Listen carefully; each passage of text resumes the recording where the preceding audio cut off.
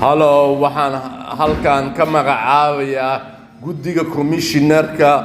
doorashada xisbigayga waxaa la yiraahdaa xisbiga horumarka amniga dimuqraadiyadda uhad ayaa la yiraahdaa haddii amaaseedkan heshaan waxaan magacaabayaa xilal oo injineer Axmed Xasan Xaaji gudoomiyaha xisbigayga xildhibaan بحنان عياي قدومي كحجين إسحاق أحمد حسن حبين جامع تاج عيسى حبين عقال ديان حبين مركو حما عابي حمنو قدومي كحجينه أيا عابي حزبي وحلي هذا أهد شنطة قف أيا عابي قديجا دور شوينك